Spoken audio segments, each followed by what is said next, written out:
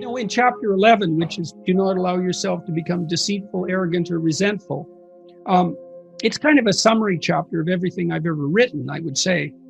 I kind of outline the reasons why people become deceitful, arrogant, and resentful. And we have our reasons. It's in some sense, it's a miracle that it doesn't happen all the time. And so I say, well, here's the problem. Death chases you, you're mortal, and illness will be a part of your life and a part of the lives of people you love. And it will be terrible, maybe beyond your imagining. You're stuck with that, man. And culture, there's a tyrannical aspect. It crushes you and turns you into a cog and maybe destroys the best in you to some degree. You're stuck with that. And then Christ, you're just a massive contradictions and trouble. You can't get yourself organized. You're doing all sorts of things you don't want to do and not doing the things you should do, and, putting obstacles in your path just so you can trip over them. Well, there's the landscape. Well, why would you turn to the dark side, let's say, in the face of that? It's like, no wonder, obviously. But it doesn't help. It seems to make everything worse. So, and it doesn't seem, if you're objecting to the fact that things are bad, it doesn't seem that making them worse is a tenable solution. It's an attractive solution at times because people think deeply, oh, to hell with this, it's so awful that I'll just add to the misery out of spite. And man, if you don't see the compulsion of that argument, either you're not, I don't know, maybe you're fortunate. You're sheltered. Maybe you're saint-like. That would be good. But it and you see this in clinical practice all the time. Voluntary confrontation with what is threatening and unknown tends to be curative, and not always. There are mistakes people make. So, for example, you often see these trauma teams rush in to talk to people just after, say, a mass shooting or some kind of terrorist attack, and it does not help people to have them review the trauma that they're currently experiencing. Not unless it's problem-solving oriented. It can just make it worse. But if it's an old memory, well, then voluntary recall and explicit reformulation seems to be useful. Or at least it's better than anything else we know. Well, I would say, the first decision you have to make is whether you want things to be better or worse. And it seems to me that better is a better aim. And if that's what you want, then you can orient yourself to becoming fully on board with that. That's your motif. And I would say that's love in the religious sense, is that love is the desire that all things flourish. And you might think that's evident. It's not evident. This is hard because things are difficult. It's easy to become spiteful and bitter and resentful, and to be self-denigrating and not to work for your own furtherance because you're ashamed of who you are, deeply ashamed, maybe even ashamed to be human. The destructive species that we are, constantly raping the planet, that self-loathing can go very, very deep. So this is hard. But that's the first thing. Do you want things to be better or worse for you and for the people around you? It's so that's your goal, to make them better. Perhaps that's your goal. When I was a clinician, that's what I was always working on with my clients. It was I'm on the side of you that's aimed at making things better. No unconditional positive regard, because there's going to be parts of you that are working at counter purposes to that, and we're not on their side. They're to be judged and dispensed with, not in a contemptuous or dismissive manner, but with the knowledge that those elements of your personality are not serving the goal. And that doesn't mean that might be bringing them on board. So if you're aggressive, that can serve the good. That can make you persistent and committed and immovable, all those things. And then the next thing I would say is, Try not to. Watch for resentment, arrogance, and deceit. They're your enemies. And see if you can reduce the influence they have over your life. And then that's where you have to watch and feel, am I lying? Is this self-serving? Is what I'm saying making me weak? Can I feel that? Am I insisting that I'm right? Because I'd rather believe that I was right than learn. Am I taking revenge in a resentful way? Those are good questions of conscience. It's highly probable that you're doing that in many places. Maybe you can dispense with that carefully over time and see what happens. And putting our everything into it, because that's where we'll really learn, by giving that endeavor. Well, that's towards a good our aim. It's a good aim, but you can start with even a little couple of percents of you aim towards that. You can start badly. And that's a useful thing to know too, is like, you can improve your life a little bit at a time. And it's very difficult to be all in. We talked about that earlier. Who knows who you could be if you were everything you could be? That is a limitless case. What would it be like if you stopped doing all the stupid things that you're doing and took advantage of all the opportunities that came your way and aimed at the highest good? Who knows what you could be? You could certainly be more than you are. Everyone knows that, I think, and everyone suffers that knowledge. It's from that their feelings of inadequacy spring. That can be pathologized too. I know people can be way harder on themselves than is actually good for them. That's not what I mean. It's hard to distinguish between those even, but it can be done, I think. Like if you're acting in your own self-interest, because you're a community that stretches across time, you have to take your own future self into account constantly. And so impulsive selfishness is not useful, even selfishly. And so you can make the most out of yourself, I believe, without taking anything away from anyone else. It's only beneficial.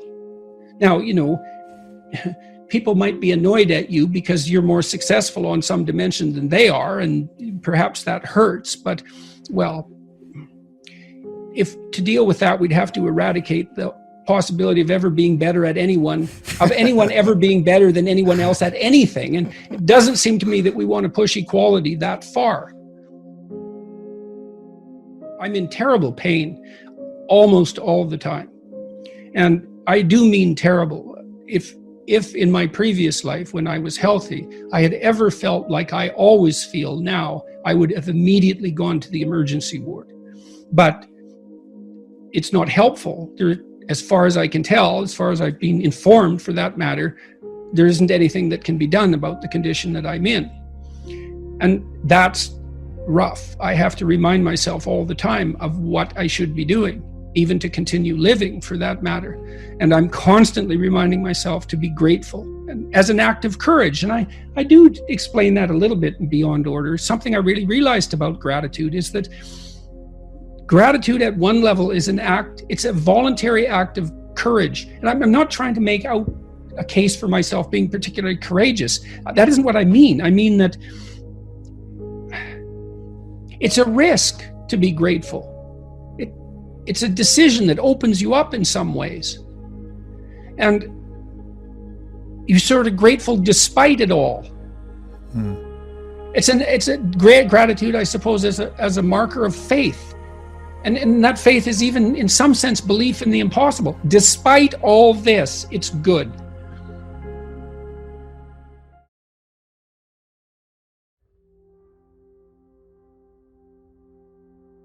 His proposition was that every ideal is a judge. And that makes perfect sense, because an ideal is something to which you aspire. And the gap between you and that ideal, if it's your ideal, is felt as judgment. And so that's one of the reasons people are very afraid to have an ideal, to make it. That's why I wrote, do not hide things in the fog. It's like, well, You should lay out an ideal. You should pursue an ideal. Why wouldn't you? Well, when you make your ideal explicit, it turns into your judge. Well, then you can listen to that judge and move forward and transform. But, it's pretty damn harsh. Because especially to begin with, you posit an ideal, especially if you're in a mess. God, every bit of you is being judged as unworthy. Yeah. There's endless reasons not to want that. Technically speaking, again, seeing yourself move towards a desired goal is the essence of the positive emotion that nourishes us. And I mean that technically. That's dopaminergically mediated incentive reward. And so you don't have to get to the goal. You have to aspire to the goal and move towards it. And that doesn't even matter if the goal recedes, which it will as you approach it, because your ability to conjure up what constitutes the ideal is going to become more sophisticated as you move towards it. And you might think, well, that's terrible, but it isn't, because it means the game doesn't have to end. Right? Because if you hit the ideal, yes. It's like, oh, well, game over, reset, but no, that isn't going to be how it works. It's going to get better and better and better. And it's why life is the perfect game. I mean, if you have for those of us who've played video games, you have a really good video game, or even a really good book, or even a really good movie series or a show, and it comes to the end and you're like, oh, there's a huge letdown at the termination of this thing that's been incredibly engaging, especially even if you win. Yeah, exactly. You win and you get this moment's satisfaction, but it's replaced almost immediately by the disappointment of the cessation of the game and the recognition that you're in a finite game when you really want to be playing the infinite game. And that's what life is, the infinite game of renewal of life. And that's why it's so good. We'll never replace it. It can't get better. And it's hard as hell. And it's hard as hell at the same time. And that's the way we would want it. Well, it seems like that's the way we want it. I mean, that's another thing I talk about a little bit in the new book is like, well, when you look back on your past, it's generally having done something difficult that you remember positively, I would say. Yeah. So then there's something about you that craves difficulty, optimal difficulty at least. Yeah. Strangely enough. There's this idea in Christianity that we've discussed briefly that the judge and the redeemer are the same figure. Now, in the book of Revelation, you may know this or you may not, Christ comes back as a judge, and he has a sword coming. It's a revelatory vision, that book. It's a very strange. It's the last thing you'd expect conservative Christians to believe in. Believe me, it's such a visionary hallucination, the book of Revelation. But Christ comes back with a sword coming out of his mouth, and he comes back as a judge. And he divides the damned from the redeemed, and most are damned and some are redeemed. It's very, very harsh. Now, Jung believed that the figure of Christ in the Gospels was too agreeable, too merciful, too tilted towards mercy, and that called out for a counter position, and that was the counter position of judgment. Very interesting hypothesis. But then there's this melding of the two ideas that the judge and the redeemer are the same thing. Okay.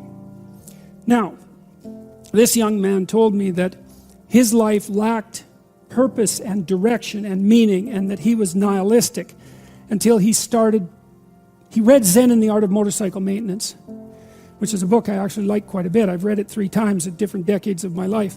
And one of the things that's very interesting about that book is that it's an examination of the idea of quality, of the idea that there are qualitative distinctions between things, and that we have an instinct to make qualitative distinctions. And so a qualitative distinction is simply, this is better than that, which is a judgment.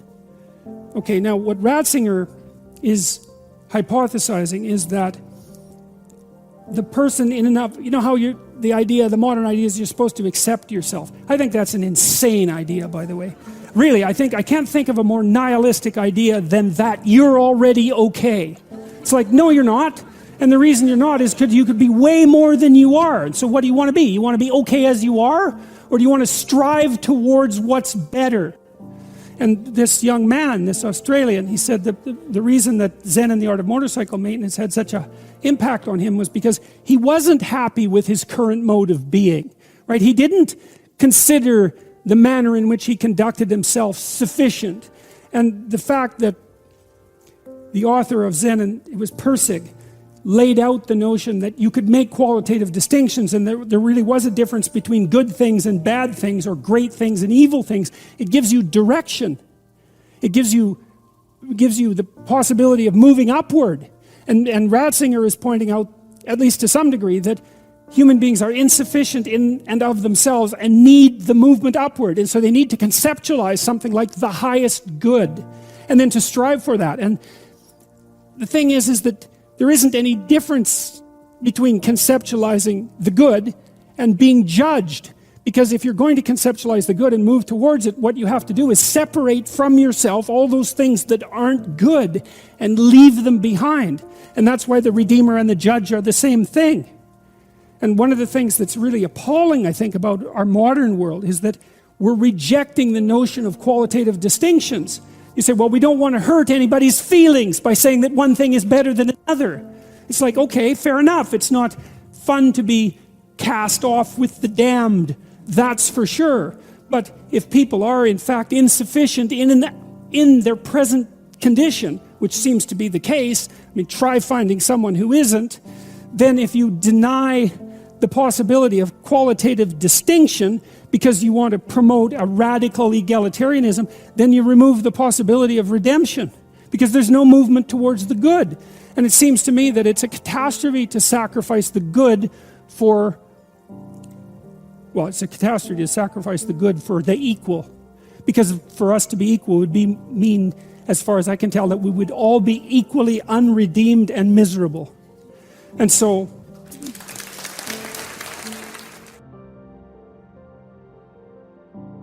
we remind ourselves constantly to be grateful. And I'm always trying to watch what I say and to feel it out so that I use my words carefully. And I'm attentive to that. And despite temptation, because I'm very disheartened in many ways.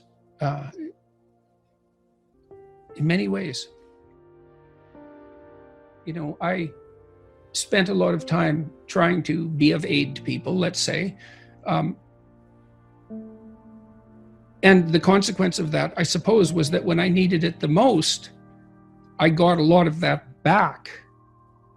And that wasn't something I expected. It's like when my wife was sick in the hospital, we had hundreds of letters of support. Prayer groups contacted us and well-wishers who said, we hope, we're praying, we want this to work out, we're thinking about you. It's like, wow, that's great. It's sustaining. And certainly, I read the YouTube comments and so forth, and thank God most of them are positive. I don't know possibly how people live when that's not the case, because negative ones strike me to the core. So I'm a very peculiar person for what I'm doing, actually, because I don't have that much resilience in the face of criticism. I'm very sensitive to it. But fortunately, there seems to be a lot of support, and constantly, thank God. It's a remarkable thing. I can't believe it. I really can't believe it. And I'm pleased people seem to be responding to this book positively. I looked at some of the public reviews on Amazon, and there's not a lot of them yet, a couple of dozen, but they seem to be trending in the direction that I would hope for. And so good. I hope this book is helpful. I tried to make it full of things that were helpful to me,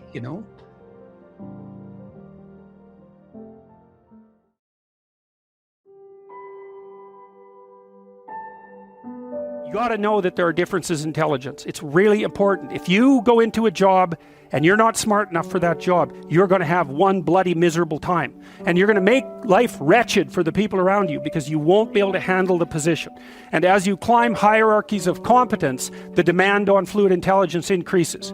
And so Unless you want to fail, you don't put yourself in over your head. Well, what's over your head? Well, that's a tricky thing to figure out. I mean, you have to figure that out with intelligence, you have to figure it out with conscientiousness, you have to figure it out with creativity, you have to figure it out with stress tolerance, with agreeableness, because you want to go into a cooperative environment and not a competitive one if you're agreeable, and with neuroticism, you probably want to keep the stress level of your job relatively low, because those are all places that you can break down. And most people have at least one significant weakness in their intelligence personality makeup, and you got to be careful not to place yourself in a position where that's going to be a fatal flaw. But what you really want to do, as far as I can tell, if you want to maximize your chances for both success and let's say well-being, is you want to find a strata of occupation in which you would have an intelligence that would put you in the upper quartile. That's perfect. Then you're a big fish in a small pond. And you don't want to be the stupidest guy in the room. It's a bloody rough place to be. So, and you probably don't want to be the smartest guy in the room either, because what that probably means is you should be in a different room, right? You should look at a place where if you're right at the top, you've mastered it. It's time to go somewhere where you're a little lower so that you've got something to climb up for. So, and if you're not hyper conscientious, for example, you're probably not going to want a job that you have to work 70 hours a week at, because you're just not wired up that way. You'd rather have some leisure, and like, more power to you. If that's how you're wired up, there's nothing wrong with having some leisure. But if you're someone who can't stand sitting around doing nothing ever, then maybe you can go into a job that's going to require you to work 75 hours a week. And almost all jobs that are at the top of complex dominance hierarchies require very high intelligence and insane levels of conscientiousness, as well, generally speaking, as pretty damn high levels of stress tolerance, because that can knock you out too, because there's going to be sharp fluctuations in your career, generally speaking, at the higher levels of a structure, and you have to make very complicated decisions, often with very short time horizons. So you have to decide if that's what you want. I'll tell you what it is that you need to do to be successful. Some of these things aren't so malleable, but others are things that you can work on. Well, IQ, well, that's a rough one, because there's no evidence, as far as I can tell, that you can do a damn thing about your IQ. I can tell you how to stop your IQ from decreasing as you get older. That's not so bad, because it does that. Fluid IQ decreases from the time you're 20 and pretty rapidly. It's physical health is the best preventative. So exercise, physical exercise. Weirdly enough, you think, well, why? Well, your brain uses oxygen like mad, right? And it needs to be kept clean and well oxygenated. And physical exercise, both like weightlifting, so anaerobic and aerobic exercise both seem to be very, very effective at staving off cognitive declines across the lifespan. So that's a really useful thing to know, because that's the only thing we know that does that.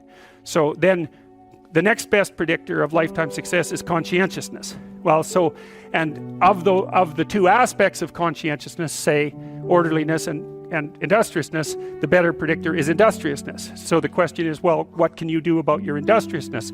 And the answer to that is, you can work on micro habits with regards to your conscientiousness. And I think the best micro habits, this is partly to do with this future authoring program processes, I think the best thing you can do with regards to your conscientiousness is to set up some aims for yourself, goals that you actually value. All right, you're going to have to put some effort into your life, and you need to be motivated to do that. And so what are the potential sources of motivation? Well, you could think about them in the big five manner. If you're extroverted, you want friends. If you're agreeable, you want an intimate relationship. If you're disagreeable, you want to win competitions. If you're open, you want to engage in creative activity. If you're high in neuroticism, you want security. Okay, so those are all sources of potential motivation that you could draw on, that you could tailor to your own, your own personality. But then there are dimensions that you want to consider your life across. And so we ask people about, well, if you could have your life the way you wanted it in 3 to 5 years, if you were taking care of yourself properly, what would you want from your friendships? What would you want from your intimate relationship? How would you like to structure your family? What do you want for your career? Well, how are you going to use your time outside of your job? And how are you going to regulate your mental and physical health, and maybe also your drug and alcohol use? Because that's a good place to auger down, because alcoholism, for example, wipes out, 5 to 10% of people. So you want to keep that under control. You develop a vision of what you would like your life to be, and that associates the goal. Once the goal is established, and then you break down the goal into microprocesses that you can implement, the microprocesses become rewarding in proportion, in relation to their causal association with the goal, and that tangles in your incentive reward system. We talked about the dopaminergic incentive reward system, and that's the thing that keeps you moving forward. And the way it works is that it works better if it produces positive emotion when it can see you moving towards a valued goal. Okay, well, what's the implication of that? Better have a valued goal, because otherwise you can't get any positive motivation working out. And so the more valuable the goal, in principle, the more the microprocesses associated with that goal start to take on a positive charge. And so what that means is, well, you get up in the morning and you're excited about the day, you're ready to go. And so as far as I can tell, what you do is you specify your long-term ideal. Maybe you also specify a place you want to stay the hell away from, so that you're terrified to fail as well as excited about succeeding, because that's also useful. You specify your goal. You do that in some sense as a unique individual. You want to specify goals that make you say, oh, if that could happen as a consequence of my efforts, it would clearly be worthwhile. Because the question always is, why do something? Because doing nothing is easy. You just sit there and you don't do anything. That's real easy. The question is, why would you ever do anything? And the answer to that has to be because you've determined by some means that it's worthwhile. So once you set up that goal structure, let's say, and that's really in many ways that's what you should be doing at university. That's exactly what you should be doing, is trying to figure out who it is that you're trying to be, right? And you aim at that, and then you use everything you learn as a means of building that person that you want to be. And I really mean want to be. I don't mean should be. Even those things are going to overlap. And it's important to distinguish between those, because that's partly, and this is back down to the micro-routine analysis. So if I was saying, well, you're going to try to make yourself more industrious. Okay, number one, specify your damn goals, because how are you going to hit something if you don't know what it is? That isn't going to happen. And often people won't specify their goals too, because they don't like to specify conditions for failure. So if you keep yourself all vague and foggy, which is real easy, because that's just a matter of not doing as well, then you don't know when you fail. And people might say, well, I really don't want to know when I fail because that's painful. So I'll keep myself blind about when I fail. That's fine, except you'll fail all the time then. You just won't know it until you've failed so badly that you're done. And that can easily happen by the time you're 40. So I would recommend that you don't let that happen. So that's willful blindness, right? You could have known, but you chose not to. Okay, so once you get your goal structure set up, you think, okay, if I could have this life, looks like that might be worth living, despite the fact that it's going to be, anxiety provoking and threatening, and there's going to be some suffering and loss involved in all of that. Obviously, the goal is to have a vision for your life such that, all things considered, that justifies your effort.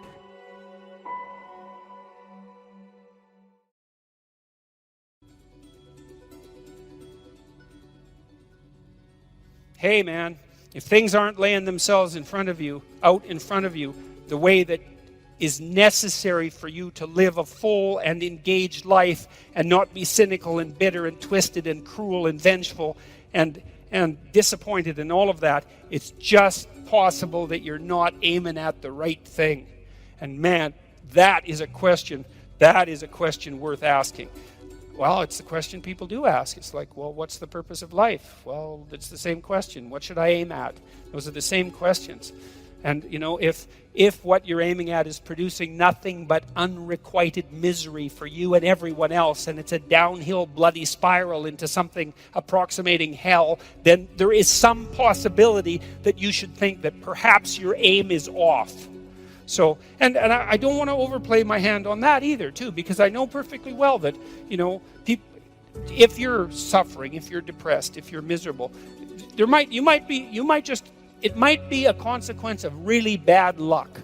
Like people get sick, and good people get sick, right? Everyone knows that. Good people, they get sick and they die. And so you can't say, well, if you're miserable and sick, it's because there's something, bad about you, because then that would be the case for everyone. always, whenever they get ill, and you could just blame ill people. It's like, well, it serves you right that you're sick because you're a bad person. It happens a lot, actually, with ill people, and it's an unfortunate thing. So I know there's an element of chance to all this. And I don't want to downplay that. We are dust in the wind, to use a terrible cliche from a 70s rock song. We're blown hither and thither by events that are somewhat beyond our control. But that's still not the point.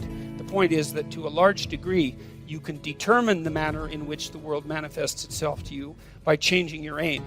And so then that opens up the entire domain of philosophy. You think, what good is philosophy? And people think that all the time. What good is philosophy? It's like, hey, philosophy is about value. Well, what use is value? Well, value determines your aim. Well, who cares what your aim is? Well, your aim determines the manner in which the world lays itself out to you emotionally. Well, who cares about that? No one says that. The argument stops there because no one, especially no one who's been seriously hurt or seriously depressed, like in pain, no one ever says, oh, well, who cares about that? Because if you can say that about your pain, all that means is you actually haven't been in pain. Because if you're in enough pain, you will not say that, that's for sure. So, you need to know what to aim at. So, now you aim at something, you got a goal, and then you see that you're making progress towards the goal. That's a good thing. That makes you happy. It actually, technically, there's a system, dopamine system, neurochemical system. Same system, by the way, that cocaine and methamphetamine and opiates activate, which is why people like to take those drugs. And it tells you that you're moving forward in the manner that you should be according to the dictates of your plan. Doesn't necessarily tell you whether you have a good plan. That's a more complicated problem, because who knows if you have a good plan. But one thing that you could know is that a plan is better than no plan. That's a really useful thing to know, especially if you're kind of drifting. It's like, well, I'm going to find myself. It's like, no, just pick something and move towards it. And as you move towards it, you're going to succeed and fail specifically. And then you're going to learn something about success specifically, and you're going to learn something about failure specifically. And then you can learn what you use to fix your plan. So a stupid plan is way better than no plan. And you're likely to have a stupid plan, or at least to be able to make one, so that's good news for everybody. You can make a stupid plan, and so I would say, make a stupid plan, and then implement it. Not any stupider than it has to be, you could think about it a little bit, but then implement it, and have your successes and failures along the way, and learn from them, and then you can rejig the goal. You can move the target. That's fine. That's part of the game. It doesn't have to be fixed. It's a movable target. And maybe what you're trying to do is to move the target to an ever better place. So you're moving towards a target, and at the same time you're moving the target, right? And you're trying to move the target towards something like an ultimate ideal. You're trying to find out what that ultimate ideal is, and part of the way you figure that out is by moving towards a target and by learning about success and failure along the way, because then you can inform yourself with regards to what might constitute a reasonable aim. And so that's the reason to go out in the world and make some mistakes, and then you're going to. And so it's okay. It's okay to make the mistakes. It's not so okay not to learn from them, because then you make the mistakes again. That seems pointless. And so you're moving towards wherever you're going, and it's working. And so you get some positive emotion. You get some motivation from this dopaminergic system that adds zest to life. It adds interest and engagement and meaning to life. It pulls you into life. And that's worth thinking about, I would say, because if you think about it, you might wonder about whether or not you should be engaged in life. And then if all of a sudden you're doing something, and because you're doing it, you get engaged in life, then it seems like that might be the very definition of a good thing. It's evidence. The engagement is evidence that you're actually doing a good thing, a worthwhile thing in life with all its suffering and misery and brutality. It's like you've got a pathway, you've got an aim, you're moving forward, you're engaged. Excellent. Your nervous system, very deep down, this dopaminergic system, It's associated with a part of the brain called the hypothalamus. It's a really, really old part of the brain. It's not some new thing that popped up like 15,000 years ago. It's ancient. It's there to orient you in the world. It's part of the instinct for meaning that I talked about in chapter 7. Do what is meaningful and not what is expedient. It's a deep, deep instinct. And way down in your psychophysiological structure, not as far down as the serotonin system, but like next level up. And so if it's saying, hey man, you're on the right track, it's like, that's worth noticing.